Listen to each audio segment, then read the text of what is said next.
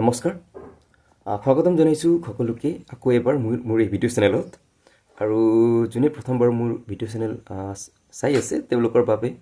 সৰু এটা ইন্ট্ৰডাকশ্যন দিম। মোৰ নাম হৈছে টম নেমাৰ আৰু মই ৰিচেণ্টলি হোৱা বিভিন্ন এক্সাম যেনে ADRE, Assam police SI, DME, APSC assistant account officer AEGCL clear কৰিবলৈ সক্ষম হৈছোঁ আৰু লগতে এইবাৰ হোৱা SSC প্ৰি SSC CGL প্ৰিত মই 140+ স্ক'ৰ কৰিবলৈ সক্ষম হৈছোঁ। চ' আজি এই ভিডিঅ' চেনেলত মই GK আৰু ইংলিছৰ বুক লিষ্ট বিষয়ে কিছুমান কথা কওঁ আৰু এই বুকছবিলাক আপুনি কেনেকৈ এপ্ৰ'চ কৰিব বা কেনেকৈ পঢ়িব বা কেনেকৈ আপুনি প্ৰিপেৰেশ্যন চলাব GKৰ বা আৰু ইংলিছৰ so' that you can maximize your output যাতে আপোনাৰ এক্সামত স্ক'ৰটো ভাল আহে। So' let's start with general knowledge. So' যিমান মোৰ এক্সপেৰিয়েঞ্চ হয় মই পালোঁ যে এই লুচেণ্টৰ বুকটো ডিচেণ্ট হয় প্ৰিপেৰেশ্যন কাৰণে, কিন্তু যোনে প্ৰথমবাৰ ষ্টাৰ্ট কৰি আছে বা যোনে নিউ ষ্টাৰ্টাৰ হয় তেওঁলোকৰ বাবে মই ৰিকমেণ্ড কৰোঁ যে প্ৰথমতে তেওঁলোকে 8, 9, 10ৰ যোন GK হয় NCERT বা আপোনাৰ ষ্টেট বৰ্ডৰ যোন GK হয় আপোনাৰ যেনে পলিটি, হিষ্ট্ৰী বা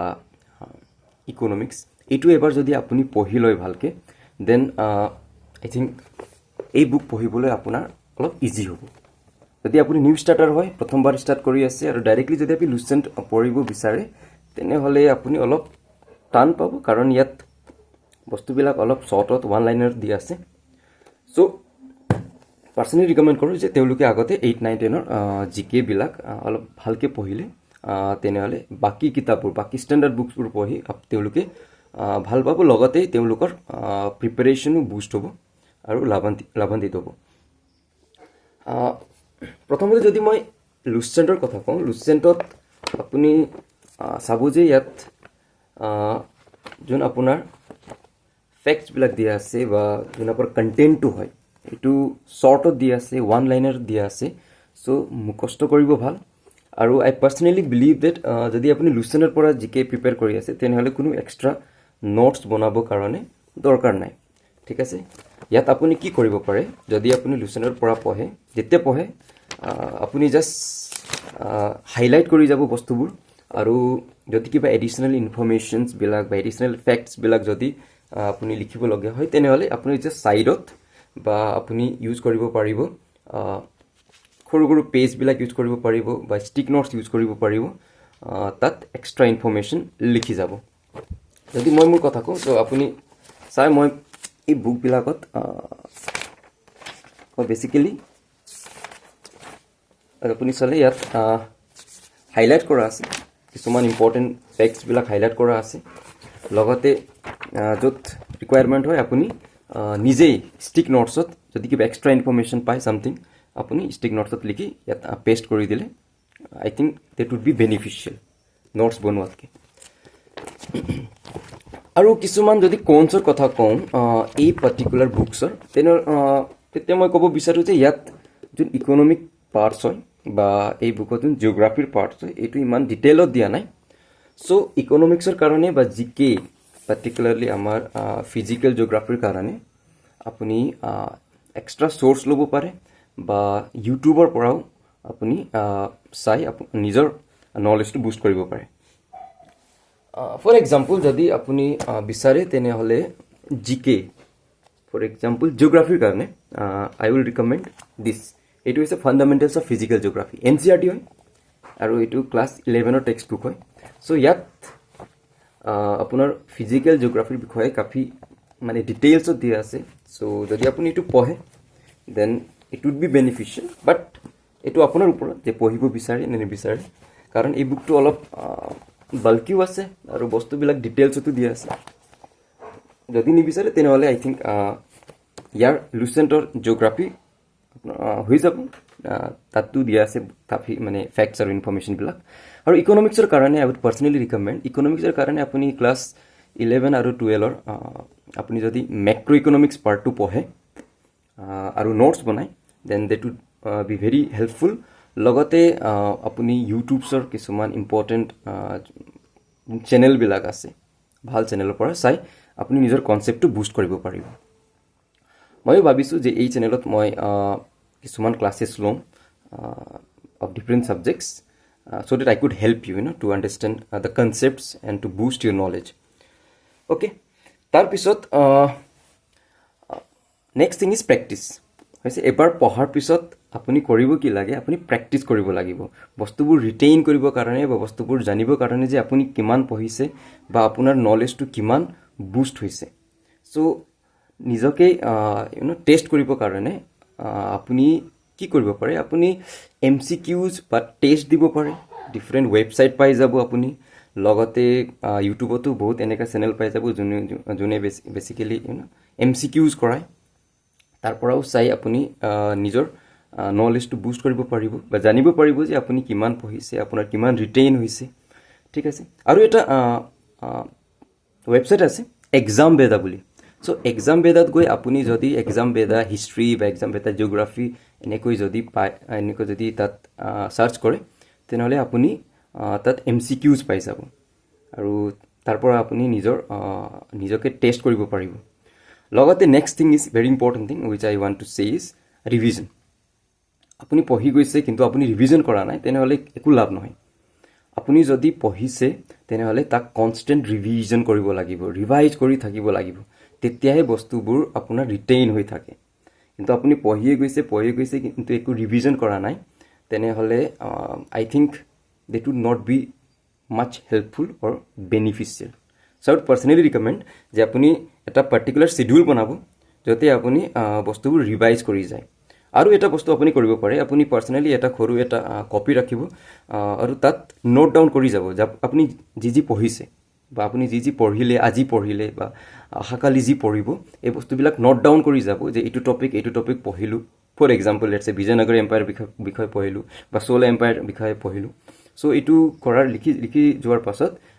লেটস সে 5 দিনৰ মূৰতে বা 6 দিনৰ মূৰতে আপুনি কমপ্লিটলি ৰিভাইজ কৰিব পাৰিব তেতিয়া আপোনাৰ মনতো থাকিব যে আপুনি কি পঢ়িলে আৰু মোক কি ৰিভাইজ কৰিব আছে তাৰ পিছত ৰিভিজনৰ পাছত আপুনি টেষ্ট দিব পাৰিব মই যি ক'লো এক্সাম বেটাত এটা ৱেবছাইট আছে তাত গৈ আপুনি টেষ্ট দিব পাৰিব বা বিভিন্ন এনেকুৱা ৱেবছাইট পাই যাব there are ample of such channels YouTube channels and websites to test yourself ঠিক আছে আৰু লগতে আৰু এটা ৰিকমেন্ডেশন যে যেতিয়া আপুনি ৰিভিজন কৰোতে আপুনি জাস্ট স্ক্ৰিপিং কৰিব মানে যি বস্তু আপুনি পঢ়িলে লেটস সামথিং দেৰ নাম আছে বা ডেট আছে এনেকুৱা বস্তু যদি ৰিটেইন কৰিব আপুনি টান পাই আছে আপুনি লিখি যাব এটা ৰাফ পেজ লব ৰাফ পেজতে যেতিয়া আপুনি ৰিভাইজ কৰি যায় এটো স্পিডে লিখি গলে আই থিংক এটো ৰিটেইন বেছি দিনলৈকে ৰিটেইন হয় বা অলপ ইফেক্টিভ হয় বস্তুটো বাকি আপোনাৰ ওপৰত কথা সবৰে নিজৰ স্ট্ৰেটেজি আছে নিজৰ মুড আছে সো এইটো something which I personally recommend আৰু যোন মই কৰিছিলো নেক্সট যদি মই ইংলিছৰ বিষয়ে কম ইংলিছ বহুতে টান পায় বহুতৰ কাৰণে ইজিও হয় ঠিক আছে আৰু ইংলিছৰ যদি আপুনি চাই ইংলিছত ভোকেবছৰ কাফি বেছি ওয়েটেজ থাকে সো অলসো আজিকালি conceptual questions হয় conceptual in the terms যেনে actives আৰু errors বিলাকো আহে সো যোনে প্ৰথমবাৰ ষ্টাৰ্ট কৰি আছে তেওঁলোকক মই পাৰ্সোনালি ৰিকমেন্ড কৰো আগতে তেওঁলোকে এই যোন বেসিক ইংলিশ গ্ৰামাৰ হয় এটো ভালকে পঢ়ি লব যোন আপুনি 8 9 10 ত আপুনি যোন ইংলিশ গ্ৰামাৰ পঢ়িছে বা যোন টপিকস বিলাক পঢ়িছিলে যেনে টেন্সেস মানে ভয়েস নেৰেশন তাৰ পিছত কন্ডিশন এই বিলাক যদি আপুনি ভালকে পঢ়ি লয় তেনেহলে I think it would be much easier to বাকিবোৰ আপোনাৰ কাৰণে ইজি হৈ যাব ঠিক আছে আৰু মই যোন সোৰ্স ইউজ কৰিছো for my vocab is this এটো ব্ল্যাক বুক হয় ঠিক আছে ব্ল্যাক বুক ইয়াতে বেসিক্যালি এসএসসিৰ জিমানো প্ৰিভিয়াসৰত জিমানো আপোনাৰ ভোকেবছ আহিছিলে এটো আপুনি ইয়াতে পাই যাব আৰু যদি আপুনি এটো বুকটো কিনিব নিবিচাৰে what you can do is আপুনি জুৱা 5 বছৰ 6 বছৰৰ যিমান এসএসসি সিজিএলৰ যোন ভোকেবছ বিলাক আহিছে তাৰ কম্পাইলেশনটো আপুনি পাই যাব ওয়েবসাইট বিলাকত এটো কম্পাইলেশন যদি পঢ়ে তেনে হলেও আপোনাৰ মানে আই থিংক সাফিসিয়েন্ট হৈ যাব ভকেবছৰ কাৰণে লগতে আপুনি ভকেবছৰ কাৰণে সৰু এটা নোটছটো বনাই ল'ব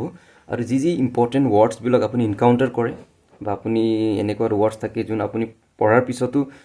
লেটছে মনত নাথাকে বা আপুনি নতুন কিবা ৱৰ্ডছটো ইনকাউণ্টাৰ কৰিলে আপুনি জাষ্ট লিখি যাব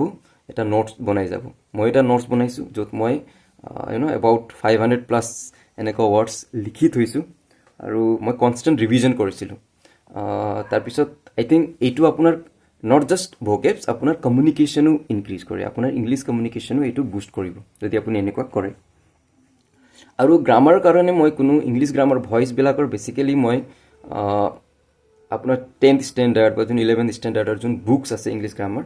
এইটো পঢ়ি নিজৰ কনচেপ্টটো ক্লিয়াৰ কৰিছোঁ আৰু তাৰপিছত প্ৰেক্টিছ কৰিছোঁ প্ৰেক্টিছ যিমানো আমাৰ SSC CGLত